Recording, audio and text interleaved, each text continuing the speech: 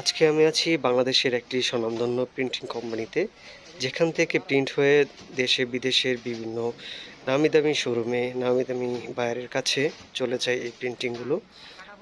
আসলে আজকের এই ভিডিওটি হচ্ছে যে একটি কোম্পানিতে আসলে কিভাবে প্রিন্টিং করা হয় সম্পূর্ণ অটোমেটিক প্রসেসে, সেই বিষয়টা সম্পর্কে আসলে আপনাদেরকে একটি সম্যক ধারণা দেওয়ার চেষ্টা করছিলাম।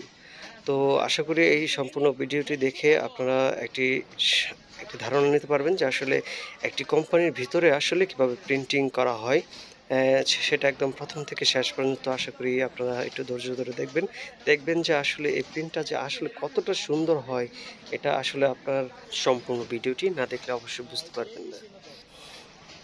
তো এখানে আপনারা দেখতে পাচ্ছেন যে একটি মেশিনের একটি ডাইসের ভিতর তারা যেই প্যাটার্ন মাস্টার আছে বা যারা ডিজাইন মাস্টার আছে, তারা এ ধরনের আসলে একটা প্যাটার্ন সুন্দর করে তৈরি করে দেয় যে এক একটা ধাঁচে এক এক রকমভাবে প্রিন্ট হবে। তো এটার জন্য কিন্তু আসলে ভালো একটা সময় আসলে ব্যয় করতে হয় যে একটা সুন্দর একটা প্রিন্ট করার জন্য। দেখতে পাচ্ছেন যে কত সুন্দর করে একটি প্রিন্ট হয়ে গেল এখানে। আসলে এভাবেই প্রত্যেকটা ধাপে ধাপে এখানে বিভিন্ন ধরনের স্টেপ ফলো আপ করে আসলে সুন্দর একটি প্রিন্ট করা হয়। তো এখানে একজন রঙের ঘনত্ব সেটা পরিমাপ করে এই ডাইসটার উপর দিয়ে দিচ্ছে, আর মেশিনটা কিন্তু আস্তে আস্তে দেখতে পাচ্ছেন যে তার পরিমাপ মতো যতটুকু রং প্রয়োজন সেখানে ঠিক ততটুকুই রং আসলে সে ব্যবহার হচ্ছে।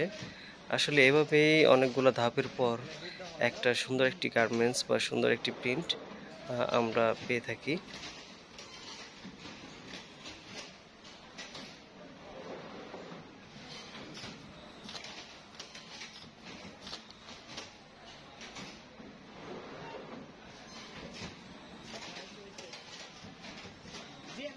তো এখন দেখতে পারবেন যে সেটার পরিমাপটা কিছুটা বৃদ্ধি করে আসলে সেটার পরিপূর্ণ যেই একটি রূপ সেটা এখানে দেওয়া হয়েছে।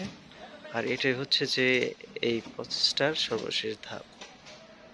আর তার পরবর্তীতে আসলে প্রিন্ট করার পর যে এই প্রসেসগুলো আসলে মেনটেন করা হয় সেগুলো সম্পর্কে যদি জানতে চান, অবশ্যই পরবর্তী ভিডিও পাওয়ার জন্য সাবস্ক্রাইব করে রাখবেন।